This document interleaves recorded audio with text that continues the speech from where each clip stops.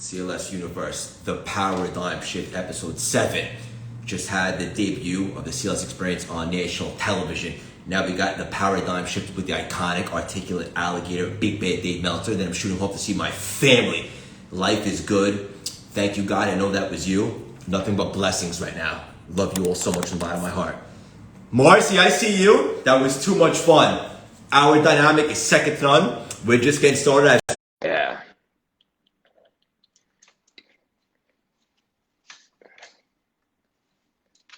I see it. Oh, I love you so much. Seeing your face makes me so happy. What's going on? All is well. We just had our debut on television on Wake Up with Marcy, who I see in the chat right now. Marcy, you should meet Dave. You guys would definitely hit it off. Now they got the iconic Big Bad David Meltzer, the Articulate Alligator, the Ferocious Buddha, the Spiritual Starfish, the Paradigm Shift, Episode 7, on our way to 7,000. Consistent and persistent. That's the name of the game. We're going to have a friend of mine join us today, hopefully, too. The incredible Blue Angel, the Gooch, John Foley. John Gucci Foley. How you doing, Big Bad Dave? I'm amazing, man. I got a big weekend planned for Mother's Day. We rented out the beach house, so we're going to the Montage, hang out with the little Beebs, and we're going to have a great weekend there at the Montage here in Laguna for my wife, to honor her for being such an extraordinary mom, and spend a little time this week with my mom as well, down in San Diego. So it's all good, and Craig is on fire. Jakey Bakey is up. Look, he said FG. Colleen's here too, of course. Colleen, how you doing, girl? Dave, happy Mother's Day to your beautiful and amazing wife, and also your beautiful and amazing mother, and also to my mother, Helene Siegel, who might be on here right now. Mother's Day to Mrs. Siegel, and I have a special Mother's Day video going out tomorrow that I had produced. It may be one of the most tear-invoking, emotional videos I've ever done. It's amazing. Good. And we're going to dive in right now, but I just want to say something, and this is a little weird. I'm having separation anxiety from seeing you in person, my friend. I'm surprised we weren't arguing when you left, you know. Like my girls pick fights with me before they go to college because they're going to miss me so much. So I'm just glad we didn't have to go through that separation anxiety. I love it. And I see Big Bad Gucci John Foley on here. We're going to get you on in 3 minutes. Dave, let's start it up real quick. One thing that I heard you say recently is, if you're not failing, you're not trying. I couldn't agree more. Tell the audience what you mean. Well, you know what? People see failure, mistakes, setbacks as stop signs, right? And they're not. They're turn signals, and they're indicators that you have something better to do, some better place to be, a better situation, or to make your situation better. So for me, any type of setback is a setup. Any type of failure is a lesson. Any type of mistake itself is a lesson as well. So in order to experience those setbacks, failures, mistakes, etc., you got to be moving, you got to be trying, and you are not doing anything. You can't sit in your comfort zone and expect to learn something. You got to go out there, try things, and improve. The only way we improve is by the indicator of pain, mistakes, failures, and setbacks. Ooh, gems and nuggets. The Articulate Alligator, Episode 7, Jakey Bakey. I love it. Real quickly, a couple of weeks ago, you mentioned what I stuck with me, and I love, let faith be your GPS. I ask you, Dave, can someone, and if so, how can someone cultivate faith? Yeah, well, faith is a muscle, and it needs to be cultivated like those big pecs of yours. You need to work it out. You need to keep inch by inch trusting the fact that the faith itself is this ultimate GPS, because not only will it reroute you when you have a flat tire, when you miss an exit, when you accidentally go off and go to the donut shop when you're supposed to be working out, it'll reroute you. Faith will reroute you, but it's a super GPS, because what it also will do is it will learn from the flat tires, the missing of the exits, the going to the donut shops, and it will change your destination to the better. So not only will it reroute you, but it will actually take you to a better place than you can even imagine. But you got to drive. You got to drive and trust. You got to vet and trust. You got to drive and trust. You got to trust the fact that the GPS is indicating that you got to reroute to a better place. Ooh, love that. Should we get Gucci on? Let's get the Gooch. Where is he? You got him. I'm not driving. You're driving. You're making all the mistakes, not me. I got this. I'll post I meant to post that earlier. I got it. I know you do. Hey, Gooch, just give us a second. You know, this is, thank you for moving this up. I got a baseball game this morning, too, for my 11-year-old son, and just enjoying that as well. Here he is. Oh, Yeah!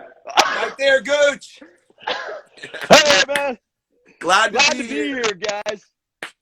You two are on fire. I'm grateful to be here, man. Grateful. This is the Breakfast Club right here, the CLS experience with the young buck, the super future of mine, Craig Siegel. He's killing it. He has energy like nobody else. John, it's so awesome to meet you. I'm a big fan. I was checking out your content. A friend of Dave, obviously, he's family of mine. We're going to manufacture some Magic Cake tonight. Unbelievable to meet you. Hey, it's a blessing, brother. And look at your guns, man. You've been working out. I like it. Yeah. I got to keep on. Oh, look at you guys. Hey, but look at Dave, man. There we go. All right, give the Gooch a question, and I'll comment.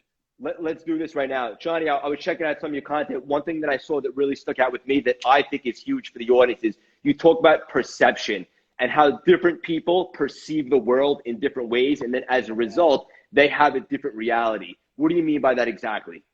Yeah, it goes down to the science of, how the brain works. I live on this mantra called glad to be here. I woke up this morning and the very first thing I did is a gratitude meditation. And the first thing came to mind is you and Dave. And I said, all the people here, I said, I get this rare privilege to share some information, but here's what it does. It actually changes the way your brain thinks, right? So whether you see a glass as half full or half empty depends on your gratitude state. So when you're in a state of gratitude, you'll see opportunities that you wouldn't see. Now, here's what's really cool, Craig. When you're in a state of generosity, you add generosity to gratitude.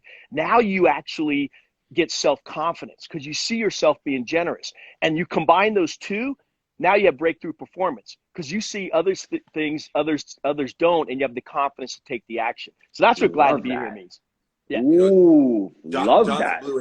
John's a Blue Angel. So one of the most remarkable things is this idea of perception goes beyond the conscious, that there actually is inherent in some higher level of thinking, our higher selves that enable us to do what John was able to do in an airplane.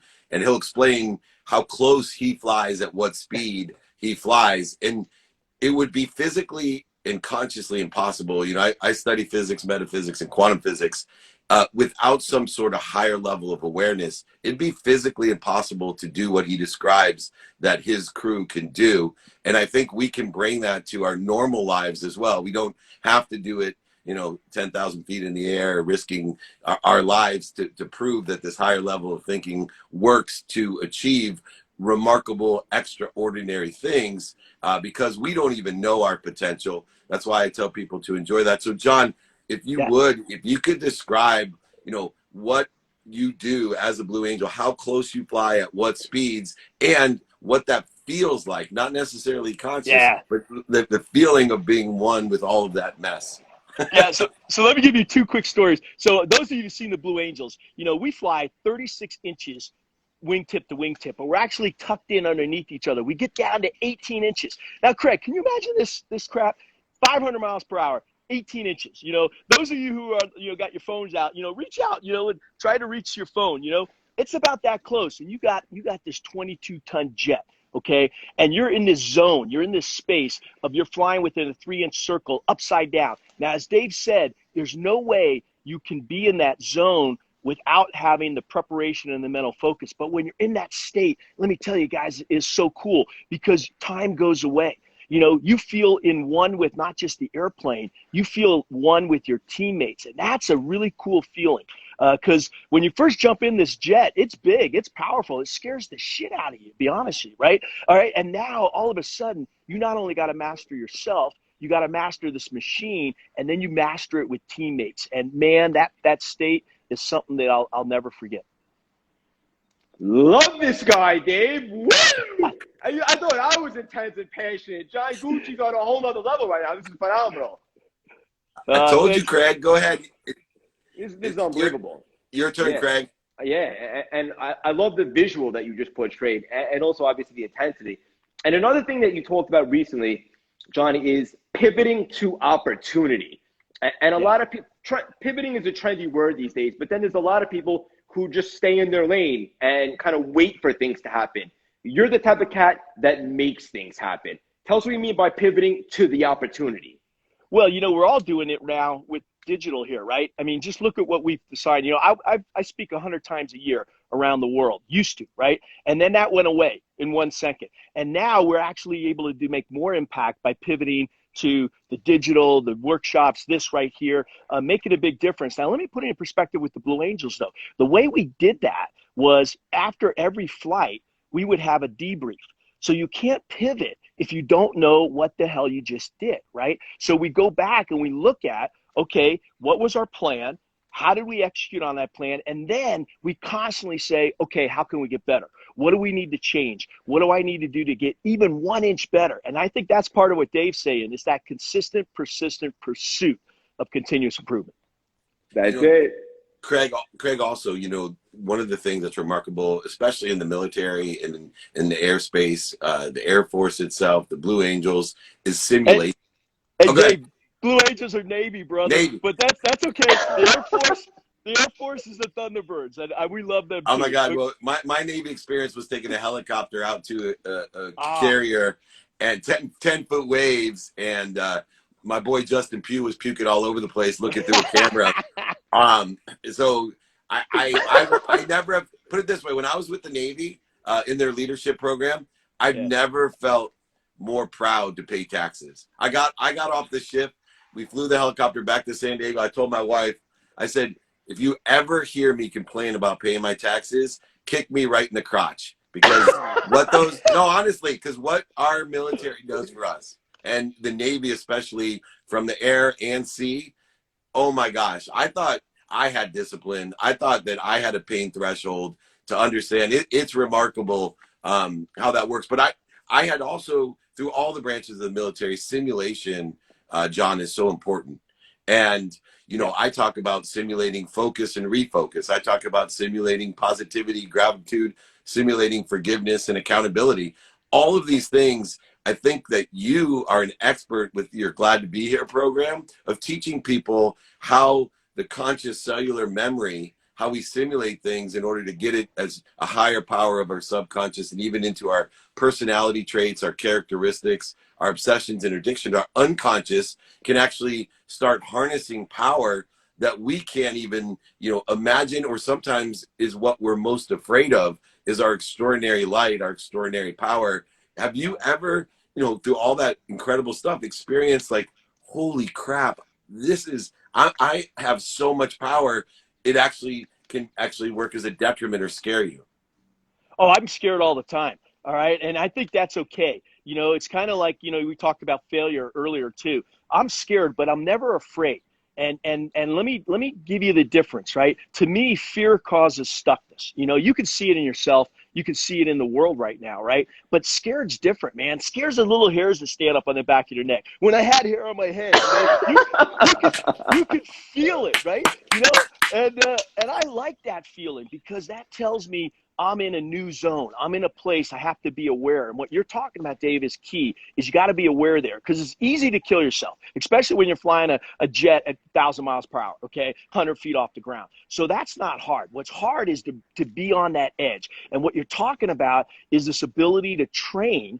And we use simulation, then we use practice, and then we constantly briefed and debriefed, and you get to a point where you start to overcome these feelings of being scared and or being afraid, and then you're constantly pushing the envelope. So it becomes one within your own soul first, and then when you can extrapolate that to others is when it gets really powerful. And that's what this Glad to Be Here experience does, right? We get people to actually go into it and then be able to expand out. This is pure magic. Both of you just spin absolute fire. And it's funny, Johnny, because I was about to ask you one of the last questions was, how come some people see threat and some people see opportunity? But you kind of just touched on that, right? That's it. It's the glass half full or half empty. And here's the cool. When you see the opportunity, do you have the confidence to take the action? Because a lot of people see it, but they don't take the action, and that's too many people too. Exactly. So you need both.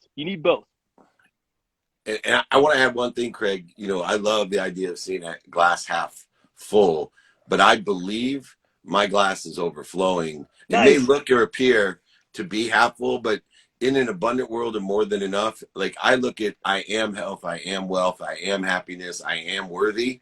What am I doing to interfere with that? And looking at that glass in the wrong way is going to interfere with it, to allow all the insecurities of fear, the ego-based emotion that drains our brain of blood and puts it all into our body so we can fight, flee, feed, or the other F word that Gary Vee likes to say. Instead, you know, those triggers are what I identify. And I get it when the hairs do arise on mine, but instead of fighting it, I go ahead and get to center, to find my focus, to my higher self, to remind myself the glass is half full, and I believe it's overflowing. I got to figure out what's interfering with my glass overflowing. That's all I got to do. Hey, we got time for one more, and just one more roundabout. What do you say, Craig? Yeah, Johnny, leave the audience with one unbelievable last nugget and gem. Do that thing you do. Yeah, so I think about one of my last flights. We're talking about this, you know, how do you push the limits? I decided one day, I go, you know, I'm out, I'm in the Blue Angels. It's one of my last flights. I got a test hop. How high can this jet really go? I never knew, right? Because in the test pilot school it says 50,000 plus. So I said, what the hell, guys? Let's find out today. So get supersonic, right? You go over the water. You do a Rotowski climb. That's where you pull the nose up. You do a parabola. I go up to about 50, 55, 56, 57,000 feet. I start to see the curvature of the Earth, and I go, oh my God, Columbus was right. You know, I mean, we take it for granted, brother. We take it for granted that the Earth's round. It blows your mind, though. And the reason I leave you with that is what Dave's talking about, the potential that we all have. This world is magical, okay? We all have so much potential in our lives. And I'm just feel blessed to be with you, Craig, be with you, Dave. Let's go out there and keep making a difference in the world. Glad to be here. Gucci out. Absolutely love that, Johnny. Thank I you for love stopping that. by. Those flat earthers out now have a witness that someone who's seen the world is round. Firsthand, he's seen it. So that's amazing. If you are a flat earther, I apologize. I've been looking for a witness, and I got one. So here we go. What do you got for me, Craig, before I go to an important baseball game for my 11-year-old? Yeah, so Big Bad Dave, I want to leave the audience with this. And by the way, your 11-year-old is going to absolutely crush it because he's a chip off the old block. And I love both of you, Johnny, especially. I'm so glad we met. This is just the beginning of our relationship. I want to leave the audience with this, Dave, and I know you can attest to this yourself. I want everyone to look themselves in the mirror at some point today and just say to yourself, why not you? Why not me? Why not you? Why can't you start that passion project? Run a marathon, start a new business, open yourself up for a relationship, whatever the case would be. And like Johnny was just tapping into it, all of us have the ability to tap into that